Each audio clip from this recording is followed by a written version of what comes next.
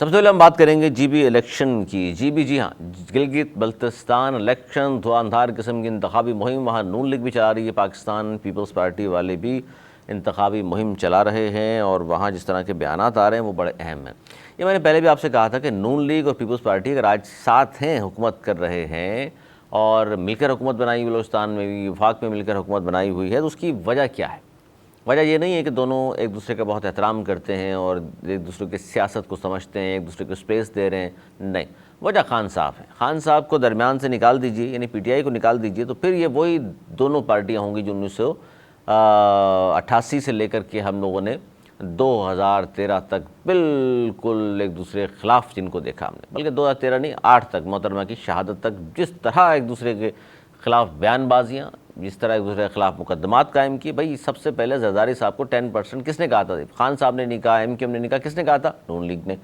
اچھا، اس طرح محترمہ بینظیر بھٹو درندہ صفت کہا کرتی تھی نواز شریف کو، تو اور محترمہ کی تصاویر پھینکی اوپر سے، سب کچھ ظاہر ہم سب کے سامنے ہے، یہ سیاست تھی ان لوگوں کی۔ پھر آگے بیچ میں خان صاحب، جس کے بعد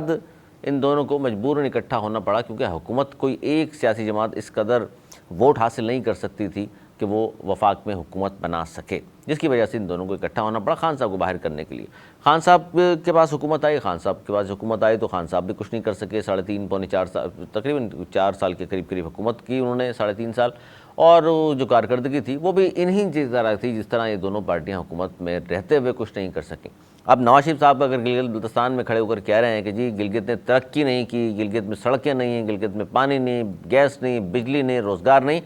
تو کس سے کہہ رہے ہیں بھائی؟ 3 مرتبہ تو آپ خود وزیر اعظم رہے، دوسری مرتبہ آپ کے چھوٹے بھائی وزیر اعظم بنے میں پاکستان کے، پھر اس طرح بلاول وہاں جا کے کہہ رہے ہیں کہ یہاں ترقی نہیں ہوئی، تو اس کی وجہ کیا ہے؟ محترمہ بینظیر بھٹو 2 مرتبہ وزیر اعظم رہی، اس کے بعد گیلانی صاحب کو آپ لے کر کے آئے، راجہ پرویز اشرف صاحب کو لے کر کے آئے، مطلب اتنی باریاں لینے کے 50 سال میں آپ دونوں اتنا کھیلتے رہے ہیں، پورے پاکستان میں حکومتیں آپ کی تھیں، انجوائے کرتے رہے ہیں آپ لوگ، اور گلگت بلتستان میں جیسے کہہ رہے ہیں دونوں بڑی پارٹی کے سربراہان، جیسے یہاں سے سڑکیں، یہاں کی ترقی، یہاں کا روزگار عمران خان یا کسی اور کی حکومت بیچ میں آئی 2-3 سال کے لیے وہ اٹھا کے لے گئی، ایسا تو نہیں ہو سکتا۔ تو بہرحال اب یہ دیکھیے دلچسپ صورتحال یہ ہے کہ اس وقت پیپلز پارٹی جو اتحادی ہے نون لیگ کے وفاق میں بھی، بلوچستان میں بھی، وہ یہ کہہ رہی ہے کہ نون لیگ نے گلگت میں الیکشن پر ڈاکہ ڈالنے کا منصوبہ بنا لیا ہے۔ ایک پارٹنر دوسرے سے کہہ رہا ہے، حکومت نہیں چھوڑ رہے، پھر بھی وہ بجٹ میں ووٹ پھر بھی اس پارٹی نون لیگ کو دے گی، اور ان کو یہ ثابت وہ کر رہے ہیں کہ جناب یہ لوگ تو اس طرح کے لوگ ہیں کہ کبھی بھی جیت کر نہیں آتے۔ آج بھی ایک شو میں پیپلز پارٹی کا رہنما یہ کہہ رہا تھا کہ جناب یہ ان کی تو شروع سے عادت ہے، یہ کرپٹ بھی ہیں، یہ ڈاکے بھی ڈالتے ہیں ووٹ پر، اور پھر ساتھ بھی ہم بیٹھے ہوئے ان کے۔ یار کیا مذاق ہے لوگوں سے۔ اب وہ کہہ رہے ہیں جی نون لیگ نے گلگت میں الیکشن میں ڈاکہ ڈالنے کا پروگرام بنا لیا، اور ہم تو یہ کہیں گے کہ جس طرح انتخابی مہم چلائی جا رہی ہے، سب کو اس طرح انتخابی مہم کا چلانے کی اجازت ہونی چاہیے تھی، پی ٹی آئی کو کیوں نہیں؟ پیپلز پارٹی والے کہہ رہے ہیں نون لیگ سے۔ پھر انہوں نے کہا جی یہ کون پاکستان میں شامل ہے جب گلگت بلتستان، تو یہاں کیوں این او سی لے کر جانا پڑتا ہے؟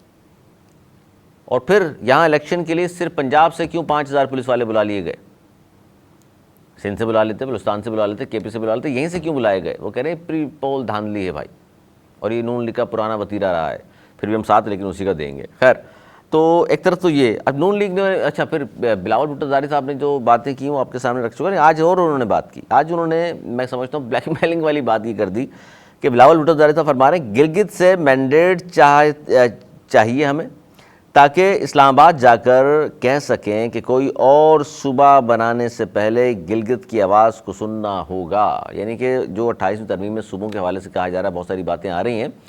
تو اب وہ اس طرح آہستہ آہستہ اشارے کرتے جا رہے ہیں۔ جیسا پہلے کہا تھا پچھلے گزشتہ روز کہ جی وہ اسلام آباد کا بابو کراچی گوادر کو اسلام آباد سے بیٹھ کر چلانا چاہتا ہے، نہیں ہونے دیں گے ہم ایسا۔ اب گلگت والوں کو بلیک میل کرنے، بھائی آپ ہمیں ووٹ دیں گے تو ہم آپ کے لیے قانون سازی کریں گے، ورنہ اگر آپ نے ہمیں ووٹ نہیں دیا تو پھر ہم آپ کے لیے قانون سازی بھی نہیں کریں گے۔ اور اب دوسری طرف نون لیگ کا بیانیہ سن لیجئے، ایک تو پیپلز پارٹی نون لیگ پہ جو باتیں کر رہی ہے، تو پیپلز پارٹی والے کیا کہہ رہے ہیں؟ یہ بڑی دلچسپ صورتحال ہے۔ خرم دستگیر صاحب فرما رہے ہیں اگلے 5 سال میں گلگت بلتستان ہنزا جہاں انتخابی مہم چلا رہے ہیں، ان کو فیصلہ کرنا ہے کہ اگلے 5 سال میں وہ اپنے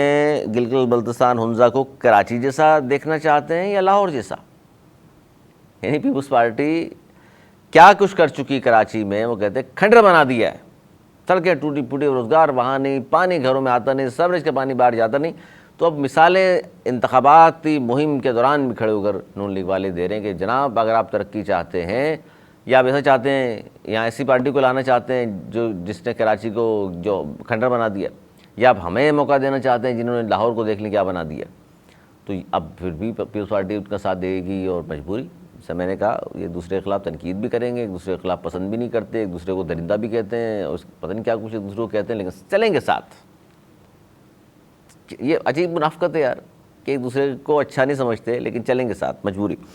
تو اب یہ دونوں چیزیں میں نے آپ کے سامنے اس لیے رکھی کہ جناب یہ دیکھ لیجئے یہ حال ہو چکا ہے سیاست کا، یہ حال ہو چکا ہے سیاست کا کہ آپس میں